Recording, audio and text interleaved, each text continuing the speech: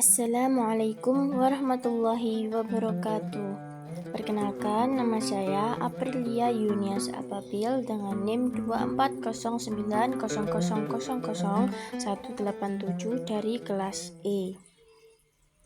Di sini saya akan membahas tentang akhlak terhadap sesama muslim. Sebelum itu, kita sebagai muslim harus mengetahui apa itu ukhuwah Islamiyah. Ukhuwah Islamiyah sering diartikan sebagai persaudaraan yang dijalin oleh sesama muslim atau persaudaraan antar sesama muslim.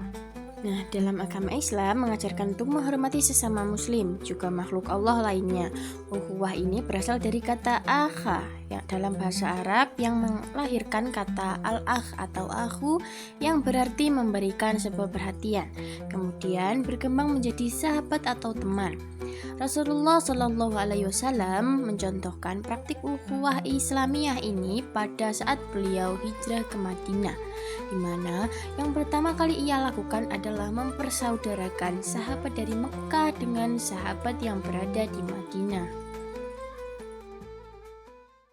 Allah Subhanahu wa Ta'ala menjelaskan dalam surat Al-Hujurat ayat 10, sesungguhnya orang-orang mukmin itu bersaudara, karena itu damaikanlah kedua saudaramu yang bertikai dan bertakwalah kepada Allah agar kamu dirahmati. Berikut salah satu cara efektif untuk mengikat tali persaudaraan, yakni melalui silaturahmi.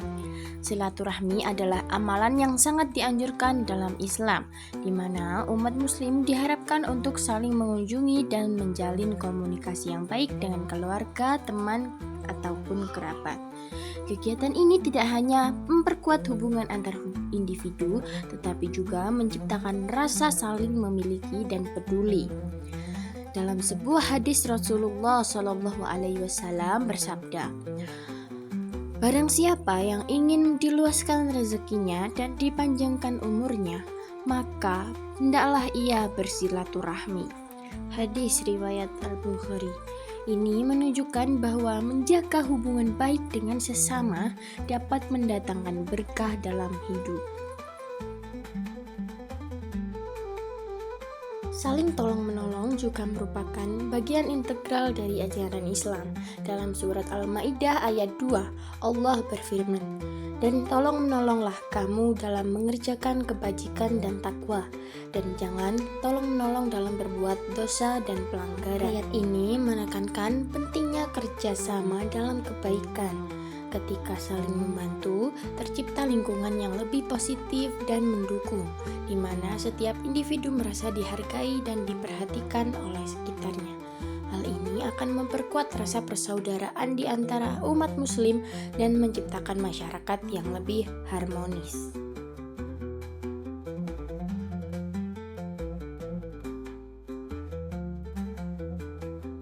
Saling tolong-menolong dan menjaga kehormatan sesama muslim merupakan dua hal penting dalam ajaran Islam. Kita sebagai umat muslim dilarang keras untuk menyebarkan aib orang lain. Menyebarkan aib orang lain adalah tindakan yang sangat dilarang dan dapat mendatangkan azab. Sebaliknya, menjaga aib orang lain adalah tindakan yang mulia dan akan mendatangkan pahala dari Allah Subhanahu wa Ta'ala. Rasulullah Shallallahu Alaihi Wasallam juga memberikan teladan yang baik dalam hal ini. Dalam sebuah hadis, beliau bersabda, barang siapa menutupi aib seorang muslim, Allah akan menutupi aibnya di dunia maupun di akhirat. Hadis riwayat Muslim.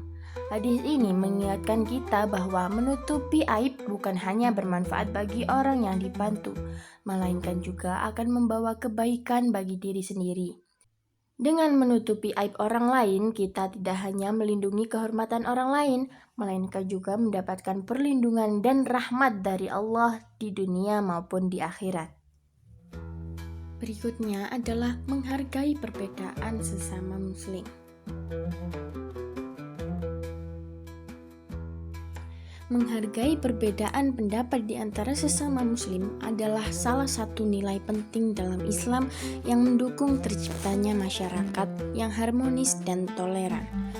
Dalam Al-Quran, Allah Subhanahu wa Ta'ala mengajarkan bahwa perbedaan adalah bagian dari takdirnya yang harus diterima dan juga dihormati. sebagaimana dinyatakan dalam surat Al-Hujurat ayat 13.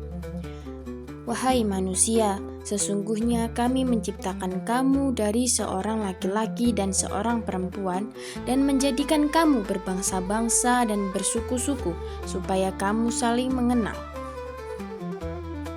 Ayat ini menegaskan bahwa perbedaan suku, bangsa, dan pandangan adalah kehendak Allah yang bertujuan untuk saling mengenal dan menghormati satu sama lain.